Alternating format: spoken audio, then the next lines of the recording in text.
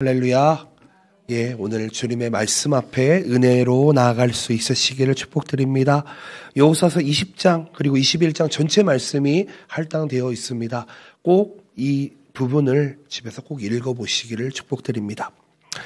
우리 사랑하는 동정복음교회 성도 여러분, 오늘 우리가 여호수아서 20장 그리고 21장 말씀을 함께 묵상했으면 좋겠습니다. 그래서 이 두 장을 통해서 하나님께서 우리에게 보여주고자 하시는 공의 그리고 은혜, 이게 우리에게 어떻게 나타나는지를 함께 생각해 보았으면 좋겠습니다. 여러분, 오늘 말씀은 그냥 한 3000년 전에 일어났던 그냥 한 가지 사건을 이야기하는 것이 아닙니다. 단순한 역사적인 사건을 넘어서서 오늘날 우리에게도 중요한 교훈을 베풀고 있다는 것입니다. 하나님께서는 고의가 아닌 실수로 사람을 죽인 자에게도 보호의 길을 열어주시는 긍휼이 많으신 하나님이십니다. 하나님의 약속을 신실하게 이루어 가시는 분이심을 우리는 믿고 오늘 이 시간에 함께 예배로 나아가고 있습니다. 여호수아서 20장 21장에서는 하나님의 공의하심이 무엇인지를 알 수가 있습니다. 여러분, 의라는 단어 아십니까? 의라는 단어의 한자를 보시면은요, 위에 양이 있고요, 그 밑에 내가 있습니다. 무엇이냐면 하나님께 태워서 드리는 제물이 된 상태가 의입니다. 하나님 앞에 번제로 드려지는 우리의 모습인 상태가 바로 의라는 상태라는 것입니다. 예수 그리스도가 우리를 대신해서, 나를 대신해서 어린 양이 되셔서 하나님께 번제로 드려지는 사건, 그것이 바로 의라는 것입니다. 오늘 본문에 보면은 도피성이라는 단어가 나옵니다. 참 재미있는 단어입니다. 이 도피성이라는 제도는 하나님이 의도하지 않은 잘못을 범한 자에게도 은혜와 보호의 기회를 주셨음을 보여줍니다. 또한 레위 지파에게 성읍을 주시는 장면이 나옵니다. 그들이 하나님을 섬기기 위해 필요한 것들을 하나님께 채워주신다는 약속의 실현이 나타나고 있다는 것입니다. 저는 오늘 말씀을 통해서 하나님은 지금도 우리에게 공의로운 하나님이심을 믿고 나아가기를 소망합니다. 또한 우리에게 필요한 은혜, 선물을 아낌없이 주신다는 사실을 다시 한번 확인하며 나아가기를 소망합니다. 이제 하나님이 주시는 말씀 앞에 여러분 겸손하게 나아갑시다. 아멘으로 나아갑시다. 여러분, 이렇게 결단해 봅시다. 목사가 하는 말은 틀릴 수가 있습니다. 그러나 하나님의 말씀은 언제나 아멘이 되는 줄로 믿습니다. 여러분, 그것이 우리의 신앙이 되어야 합니다. 그것이 우리의 믿음이 되어야 합니다. 우리의 삶에 여호수아서 20장, 21장을 어떻게 적용할지 한번 생각해 봅시다. 첫 번째로는요, 도피성 이야기가 나옵니다. 도피성. 하나님께서 고의로 사람을 죽이지 않은 자들을 보호하기 위해서 도피성이라는 것을 세우라고 명령을 합니다. 사람이 세운 것이 아닙니다. 아멘이시죠? 하나님께서 여호수아에게 말씀하셨습니다. 이 도피성은 고의로 사람을 죽이지 않고 실수로 살인한 자들이 피신할 수 있는 안전한 장소였습니다. 도피성의 제도는요, 하나님이 얼마나 공의로우신지, 그리고 사람에게 실수로 인한 죄를 어떻게 다루는지를 보여주고 있습니다.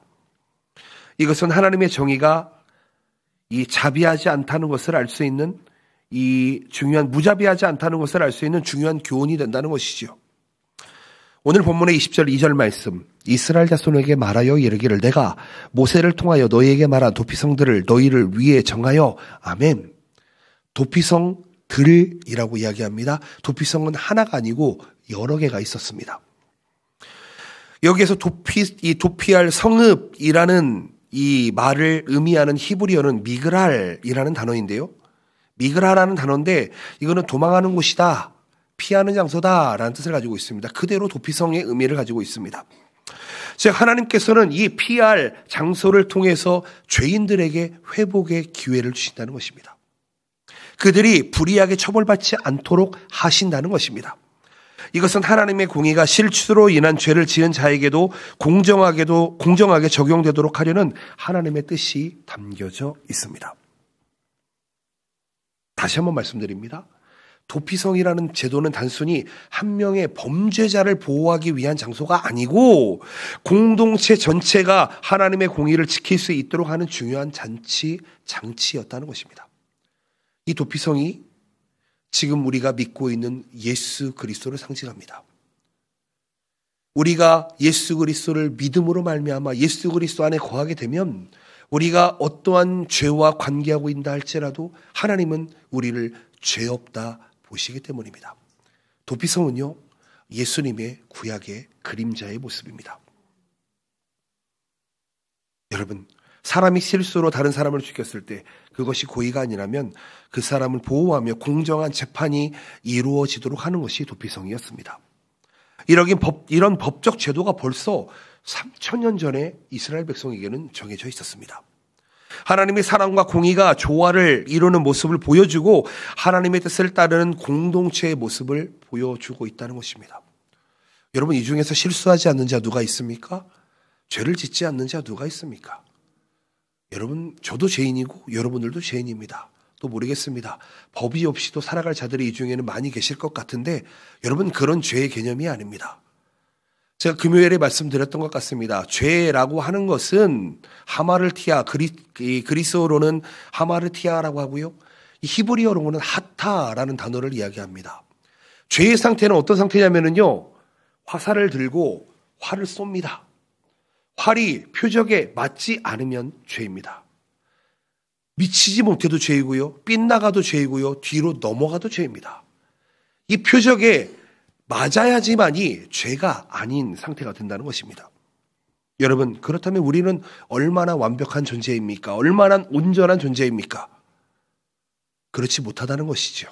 그래서 하나님께서는 3,000년 전에도 도피성을 만들어 주셨고 지금 우리에게도 죄로부터 자유할 수 있도록 예수 그리스도를 보내주신 줄로 믿습니다. 여러분, 도피성 제도를 통해서 우리는 하나님께서 인간 사회에서 죄를 어떻게 다스리시는지를 알아야 합니다. 여러분, 하나님은 죄를 보지 못하는 분이십니다. 하나님은 죄가 있는 자와 관계할 수 없는 분이십니다. 하나님은 모든 죄를 공정하게 다루시고 그들에게 회개와 그리고 또 그들이 마음을 돌이킬 수 있는 복원할 기회를 제공하신다라는 것입니다.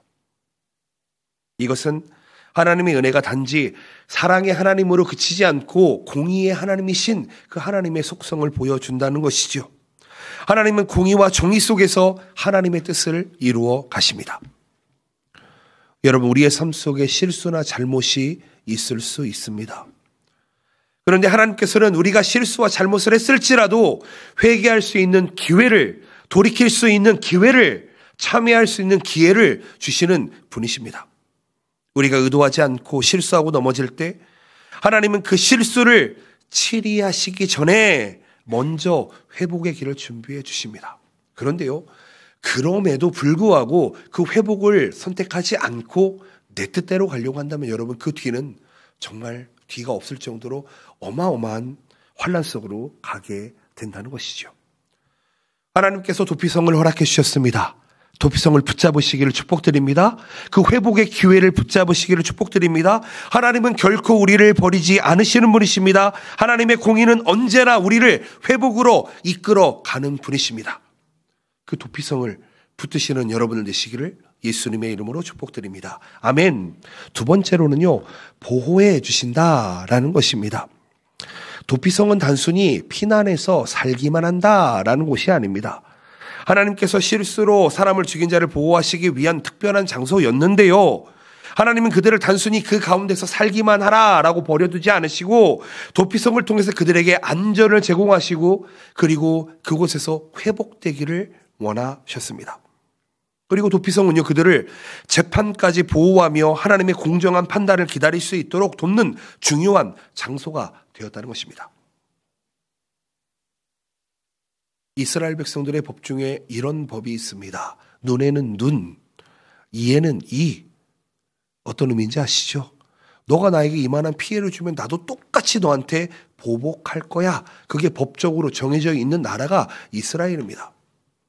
그런 이스라엘의 법, 그 법 안에서 원래는 살인을 저지르면 내 생명으로 갚아야 하는 게 정상입니다. 그런데 그게 실수이고 고의가 아니라면 하나님께서는 그에게 죽음이 아닌 회복의 길을 열어주시기 위해서 도피성을 준비해 주셨다는 것입니다. 보호하시기 위해서입니다. 20장 4절 말씀, 이 성읍들 중에 하나에 도피하는 자는 그 성읍에 들어가는 문 어귀에 서서 그 성읍의 장로들의 귀에 자기의 사건을 말할 것이요. 그들은 그 그를 그 성읍에 받아들여 한 곳을 주어 자기들 중에 거주하게 하라. 이렇게 이야기합니다. 여러분, 성읍에 받는다라고 이야기합니다. 근데 이게 받아들이다라는 뜻도 있는데요.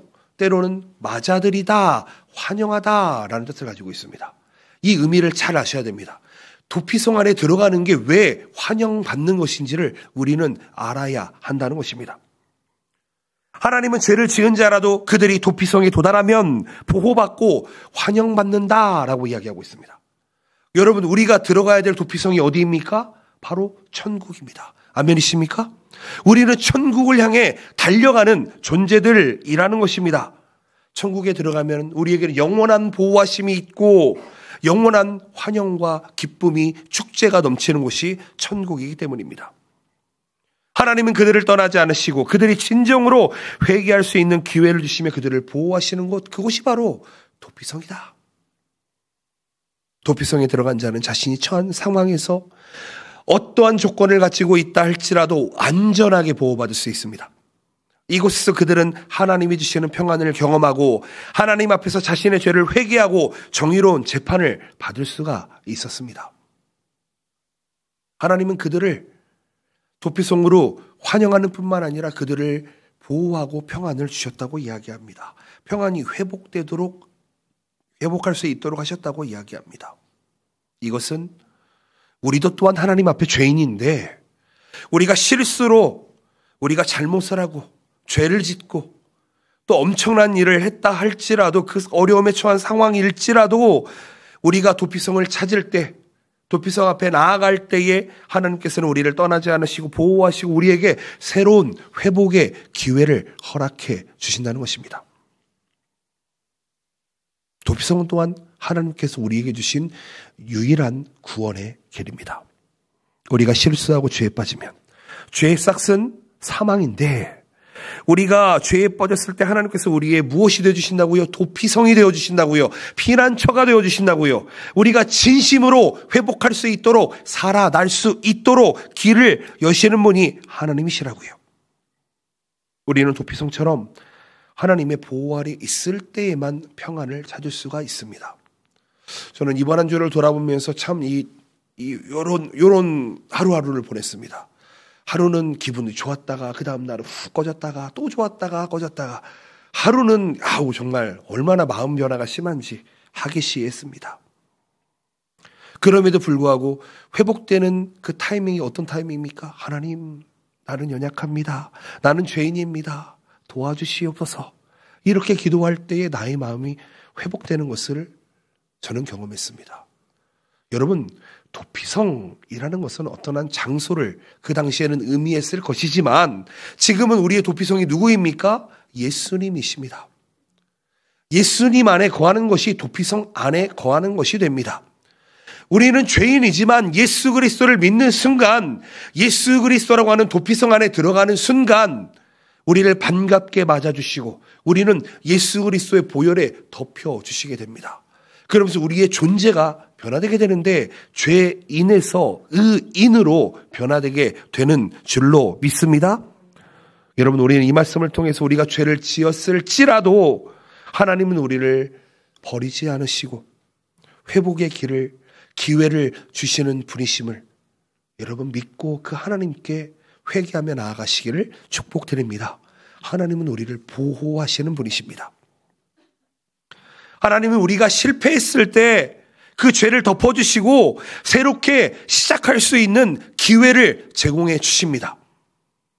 여러분, 도전하고 계십니까? 새롭게 무언가를 시작하려고 하고 계십니까? 여러분, 도전에 두려워하지 않으시기를 바랍니다. 왜요? 실패해도 괜찮습니다.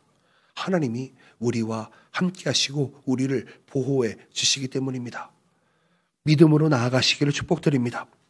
우리가 이 도피성을 바라볼 때에 여러분 한번 생각해 보시기를 바랍니다. 도피성이 바로 집 앞에 있으면 얼마나 좋겠습니까? 그런데 도피성이 그렇게 많지 않았거든요. 그 도피성까지 달려가는 그 길, 뒤에서는 나를 죽이려고 쫓아오는 보복자들이 있고 눈에는 눈, 이에는 이를 실천하는 자들이 내 뒤를 따라오고 있는데 한 명만 따라왔을까요, 여러분? 그렇지 않을 것입니다. 그 족속들이, 그 부족들이 다 같이 따라와 죽이려고 했을 것입니다. 도피성까지 걸어가는 그 길이 얼마나 험난했겠습니까?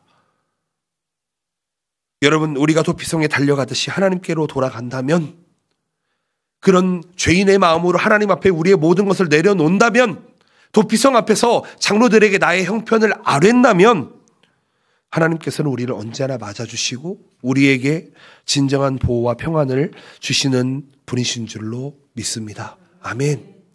우리의 도피성 되시는, 우리의 피난처 되시는 예수 그리스도가 여러분들의 그리스도가 되시기를 축복드립니다. 아멘. 세 번째로 생각해 볼 수 있는 것은 레위 지파입니다. 도피성도 사실은 레위 지파와 관련이 되어져 있습니다. 레위 지파는 어떤 지파일까요? 사실은 레위 지파는요, 이 땅을 분배받은 12지파에 속해 있지 않습니다. 사실 레위 지파는 13번째 지파입니다. 근데 우리는 그냥 12지파로만 생각을 하고 있잖아요. 그렇지 않습니다. 레위 지파는 지금 가나안 땅에서 땅을 받지 못했습니다.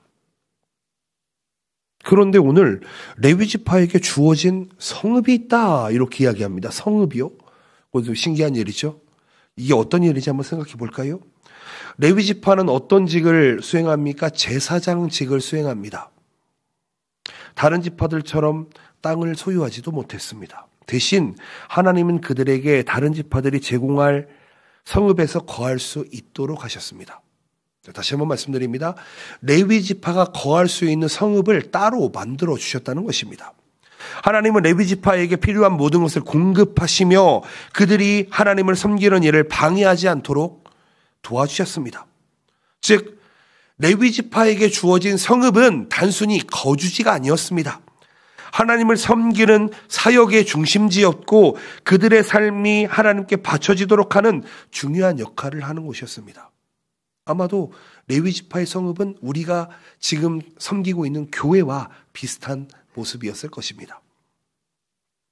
여호수아서 21장 3절 말씀, 이스라엘 자손이 여호와의 명령을 따라 자기의 기업에서 그 성읍들과 그 목초지들을 레위 사함에게 주니라. 아멘. 여기서 성읍 이렇게 이야기합니다. 뭐 지금으로 이야기하면 마을, 도시 이 정도로 이야기할 수 있을 것 같습니다. 사실은 이 성읍이라는 단어가 저에게는 아주 깊이 있는 의미를 담고 있습니다.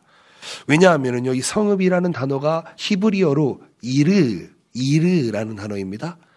그래서 예루살렘을 이야기할 때 히브리어로는 이르, 샬라임 이렇게 이야기합니다. 샬라임은 샬롬이라는 단어에서 나온 단어, 평화, 화평, 평안 이런 단어겠지요. 이르가 뭐라고요? 도시, 성읍. 예루살렘은 그럼 무슨 뜻입니까? 평화의 도시라는 뜻이 됩니다. 이르라는 단어, 이것은 도시, 주거지라고 하는 뜻을 가지고 있습니다. 사실 저희가 첫째 딸 이름이 예루인데요. 그 예루의 히브리식 이름이 이르입니다. 이 이스라엘 백성들이 쓰는 히브리어는요, 이 단어 안에 여성인지 남성형인지 그 성에 들어가 있습니다. 이르라고 단어는 여성형 단수인 단어입니다. 그래서 저는 저희 딸을 키우면서 너는 그런 도시 같은 여자가, 마을 같은 여자가 되어라. 이 사람들을 품을 수 있는 여자아이가 되어라 라는 의미에서 예루라는 이름을 지었습니다. 여러분, 레위 지파는요, 하나님께 바쳐지는 자들이었습니다. 즉 무슨 얘기냐면은 레위 지파는 제사장의 역할을 감당을 해야 되는데 제사장의 역할은 성전과 관련이 되어 있습니다. 제사장은 성전에서 예배하며 또 문지기를 하며 청소를 청소하며 하며 나아가는 데인데 그들에게 바쳐진 이 성읍은 단순히 주거지가 아니었다는 것이죠. 하나님을 섬기는 성소로서 사용되어졌다는 것입니다. 하나님은 그들에게 땅을 주시는 않았지만 그들에게 필요한 성읍을 주셨습니다. 그들에게 계속해서 하나님을 섬길 수 있도록 하셨습니다. 이스라엘 백성 중에 레위 지파는요, 하나님만을 섬겼는데 그럼 어떻게 먹고 살았냐? 이스라엘 백성들의 12지파의 11조를 통해서 레위 지파는 삶을 운영할 수가 있었습니다. 아마도 이때의 11조의 개념이 지금의 11조의 개념이지 않나라는 생각을 해봅니다. 레위 지파에게 주어진 성읍은요, 그들의 직무와 역할을 제대로 수행할 수 있도록 배려하신 하나님의 뜻이었습니다. 너희들은 아침부터 저녁 때까지 하나님을 섬기는 일을 하여라. 이게 레위 지파지요. 제가 여러분들에게 상식적으로 이 말씀을 드려봤으면 좋겠습니다. 이 야곱의 아들들, 12아들들이 있는데요. 이 아들들의 이름의 뜻이 다 있습니다. 그 중에서도 우리가 기억해야 되는 두 지파가 있습니다. 그 첫 번째는 유다, 그 두 번째는 레위입니다. 유다 지파가 왜 중요하냐? 하나님은 유다 지파를 통해서 메시아를 보내주신다고 말씀해 주셨기 때문입니다. 아멘이십니까? 유다 지파여야만 합니다. 이 시대에도 많은 재림 예수라고 얘기하는 사람들이 있습니다. 본인이 메시아다라고 얘기하는 사람들이 있습니다. 제가 그들에게 족보를 좀 받았으면 좋겠습니다. 유다 지파 사람인지를. 어디 가가지고 내가 메시아다 얘기하면 꼭 확인해 보십시오. 유다 지파 사람인지. 꼭 확인해 보십시오. 유다 지파가 아니면 가짜입니다. 유다 지파로 오십니다.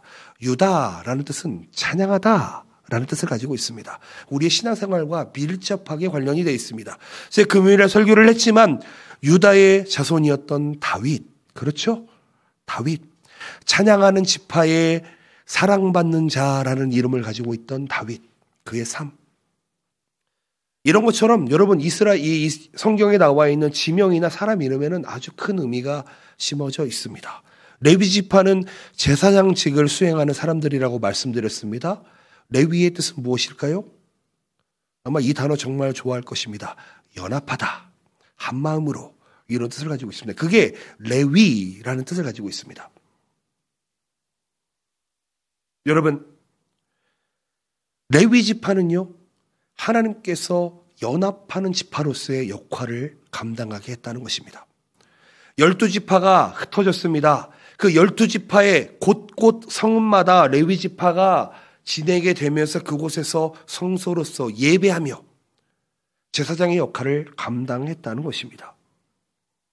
그리고 레위 지파가 살아갈 수 있도록 필요한 모든 것들을 공급하시고 그리고 모든 것들을 살펴주셨다는 것이죠.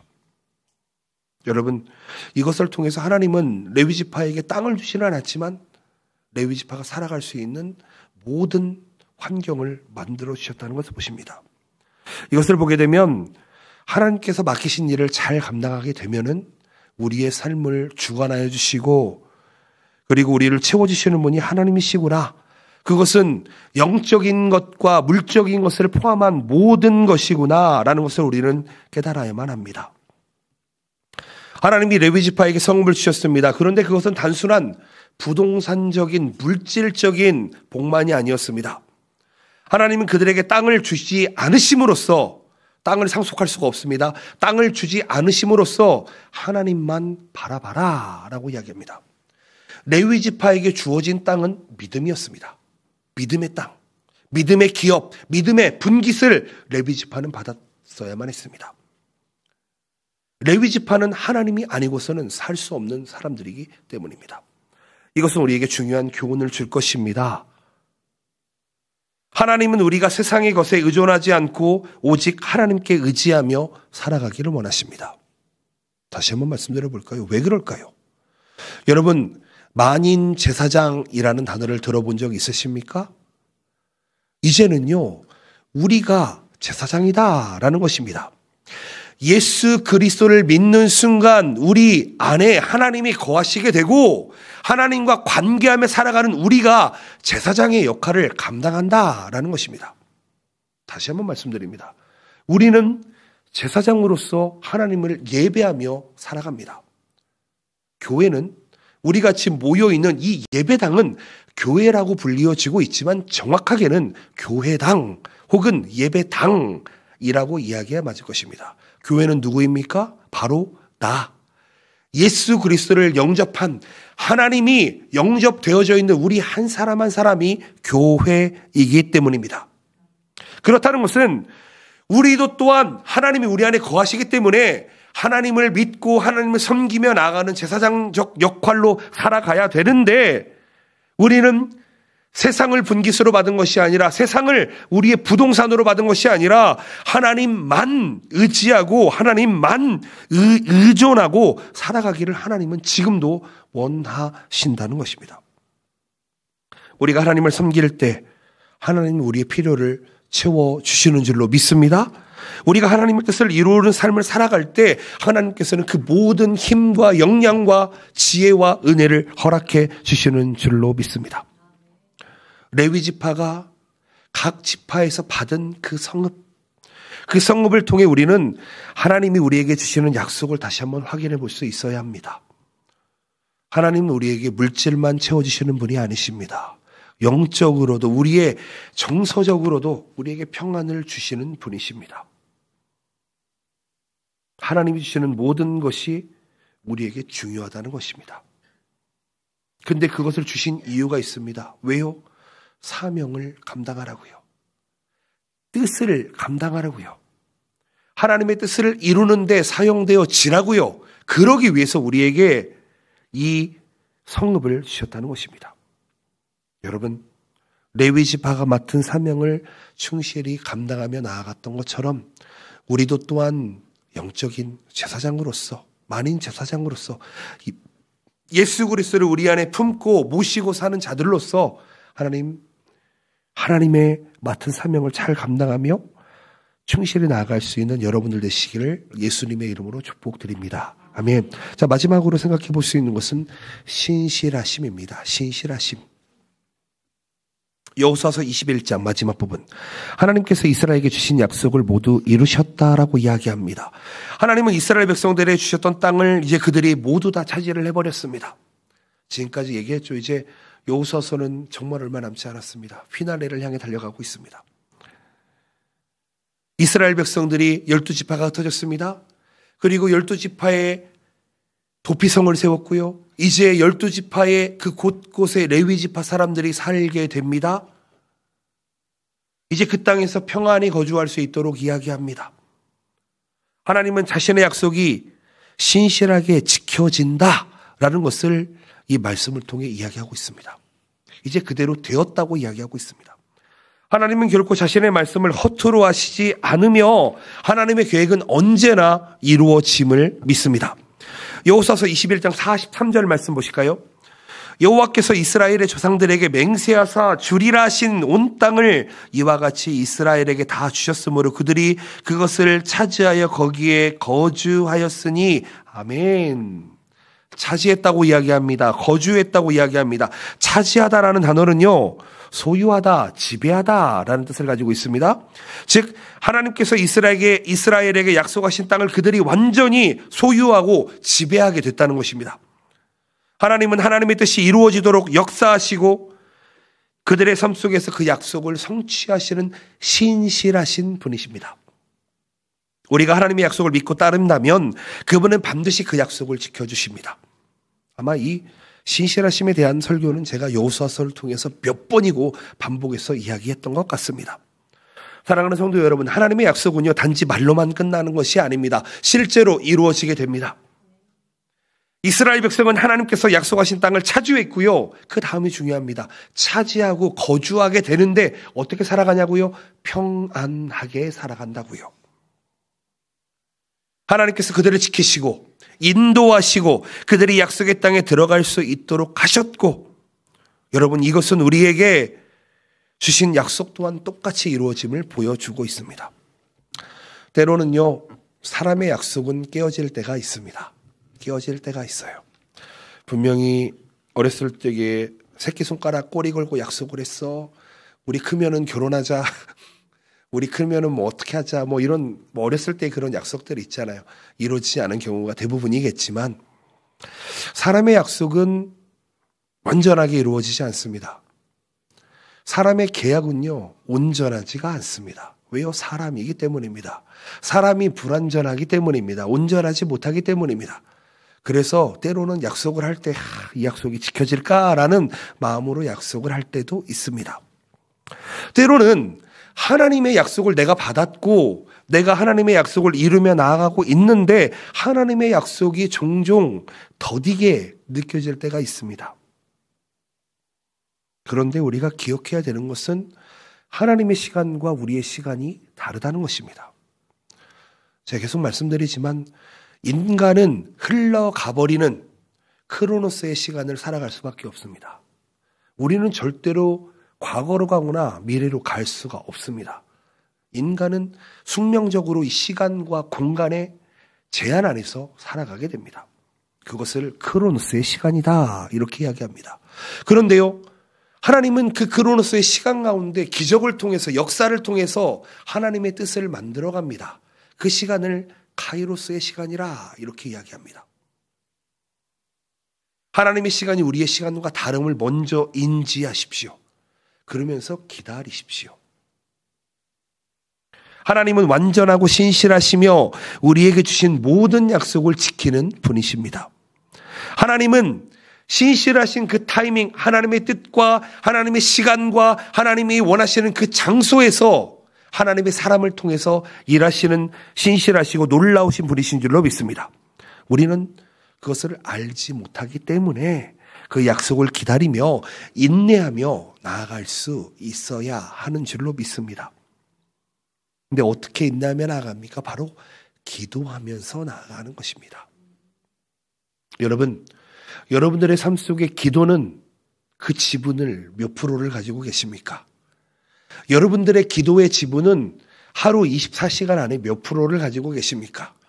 여러분들의 찬양의 시간은 그 지분이 몇 프로나 되십니까? 여러분, 우리는 펀드나 주식이나 이런 것들에 대한 이런 것들은 잘 생각을 하면서 많은 이걸 가지고 있을 것을 생각을 하면서 여러분들의 삶 속에 얼마나 하나님과의 관계가 열려져 있으십니까? 이루어져 있으십니까? 기도하지 않는 자에게 응답도 없고요. 찬양하지 않는 자에게 하나님의 영광이 나타나지도 않습니다. 여러분, 이 장소에 나와서 찬양하고 예배하고 기도하는 것이 전부가 아니라 여러분들의 삶 속에서 여러분들의 호흡의 기도가, 여러분들의 곡조 있는 찬송이, 그 곡조 있는 기도가 울려 퍼지시기를 예수님의 이름으로 축복드립니다. 하나님의 약속이 성취되는 과정에서 가장 필요한 것이 인내하고 기다리는 것입니다. 근데요, 가만히 있으면은 그냥 이루어지지 않습니다. 기도하며 나아갑시다. 찬송하며 나아갑시다. 찬송한다라는 것은 하나님을 높이고 나를 낮추는 행위이고 하나님을 축복하는 행위입니다. 이것을 통해서 우리의 삶 속에 내가 그리스도인임이 증명되게 된다는 것입니다. 우리도 하나님께서 우리를 인도하신 대로 따를 때 평안이 임하게 될 것인데요. 그 평안을 지속적으로 우리가 누리기 위해서는, 하나님의 응답을 누리기 위해서는 기도하며 찬양하며 예배하며 나아가야 하는 줄로 믿습니다. 하나님은 우리에게 물질도 주시기를 원하시고요. 우리의 영적인 회복을 주시기도 원하시고 우리의 마음의 회복을 주시기를 원하십니다. 우리가 하나님을 신뢰하며 하나님의 신실하심을 바라보며 나아갈 때 우리는 하나님의 역사하심을, 그 카이로스의 시간을 경험하게 될 것입니다. 사랑하는 성도 여러분, 주님을 신뢰하며 나아갑시다. 주님을 의지하며 나아갑시다. 주님은 믿을 만한 분입니다. 주님은 정말 믿을 만한 분입니다. 사람은 믿음의 대상이 아닙니다. 오직 우리 하나님, 우리 예수님, 우리 성령님만이 우리의 믿음이 대상이 되시기를 예수님의 이름으로 축복합니다. 아멘. 말씀을 맺기를 원합니다. 사랑하는 우리 성도 여러분, 여러분들의 삶 속에 하나님의 신실하심과 하나님의 보호하심이 충만하시기를 예수님의 이름으로 축복드립니다. 하나님의 공의와 하나님의 은혜가, 하나님의 약속의 성취가 충만하시기를 축복드립니다. 하나님은 우리가 실수할 때에도 기회를 주시고 회복을 열어가시는 분이십니다. 우리가 죄인이라 할지라도 우리의 죄를 사하시기 위해서 예수 그리스도를 이 땅에 보내시기로 작정하신 분이 하나님이십니다. 우리에게 도피성을 주시고 레위지파에게 주셨던 그 성읍을 주시고 여러분, 우리를 살아가게 하시고 우리의 필요를 채워주시는 분이 하나님이신 줄로 믿습니다. 우리의 삶에 하나님의 보호와 은혜가 넘치시기를 축복드립니다. 여러분, 우리는 하나님의 약속을 믿고 하나님의 약속이 반드시 성취됨을 신실하게 여러분 인내하며 나아갈 수 있으시기를 축복드립니다. 하나님은 결코 우리를 실망시키지 않으시는 분이십니다. 우리가 그분을 신뢰하고 따르게 되면 하나님은 반드시 그 일을 이루어 내시는 줄로 믿습니다. 우리의 삶 속에 평안을 주시는 하나님, 우리의 삶 속에 선물을 주시는 하나님, 그 하나님을 바라보며 나아갑시다. 이제 아마 다음 주 정도면 여호수아서가 끝나지 않을까 생각을 해봅니다. 여호수아서를 통해서 계속해서 우리에게 두드리는 무언가가 있다면 여러분 그것을 아멘으로 한번 받아보시기를 바랍니다. 우리의 각자의 삶 속에 하나님께서 주시는 그 약속을 기억하시면서 하나님의 공의와 은혜를 따라 살아가기로 결단해 보시기를 바랍니다. 하나님은 우리가 그 뜻을 이루기 위해 살아가고 실천한다면 그 모든 것을 채워주시고 우리를 보호해 주시고 평안으로 인도해 주시고 우리를 천국까지 이르기까지 우리를 인도해 주시는 줄로 믿습니다. 믿음으로 나아갑시다. 믿음으로 나아갑시다. 신앙의 절개를 지키며 나아갑시다. 기도합니다.